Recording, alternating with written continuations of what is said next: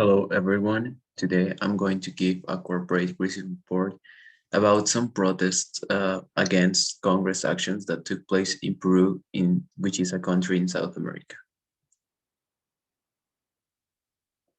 So the content for this presentation is going to be first the context, briefly context and background of to understand. Then I'm going to tell the events. Then I'm going to uh, say how the Congress responds to these events, and for the end, I'm going to give a conclusion to this report. So, Peru is a democratic country, which means that each 4 years, people elect or vote for their president and the people who are going to be their representatives on the Congress. So in 2016, one of the tightest elections took place between these two political parties, PPK and Fuerza Popular. And at the end, it was needed a second round to decide a winner, and PPK won with a difference of 0.24. Uh, but even though PPK won, some battle and fights against these two political parties remain because most of the Congress were formed by the another party, which is Fuerza Popular. As Guayana stated in his article, 73 of 130 congressmen were from Fuerza Popular, which after 2 years of fightings and problems led to the resignation of the president. So, after the President Kuczynski resigned, Martin Vizcarra took the charge, and the problems remain, and the Congress is still fighting and trying to, trying to fight against the president. So Martin Vizcarra decided to close the Congress and then convocated a new Congress election for the rest of the period.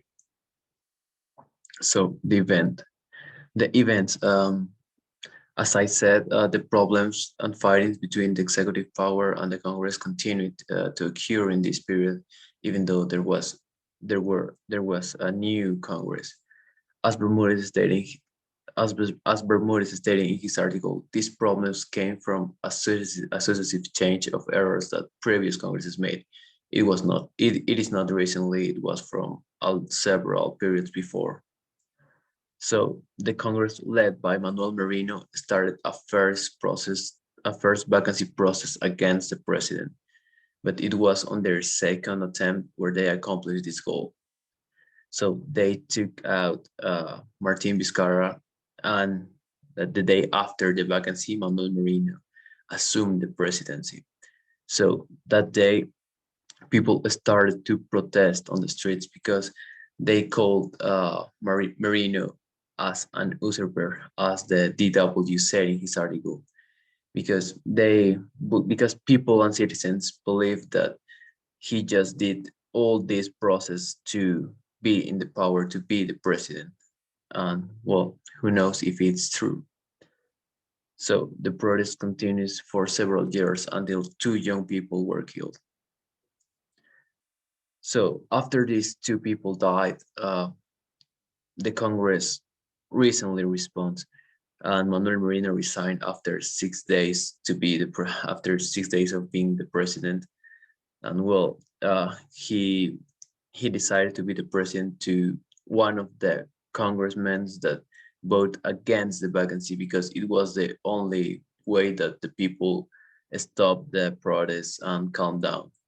So Francisco Sagasti was elected as the new president of Peru, and as the BBC News declared, he was internationally supported even before taking the office, because they knew the characteristics and good things about Francisco Sagasti. So after Sagasti was declared president, as the president, people calmed down and the protest finished. So as a conclusion, I will say that this was the worst political period in the history of Peru. And well, it was needed that two young people died to let the Congress made something against this problem. And well, I would like to say that I qualify these actions of the Congress as a late response because they actually were waiting for people to calm down uh, without doing anything, but they needed to do something to stop this problem. Thank you.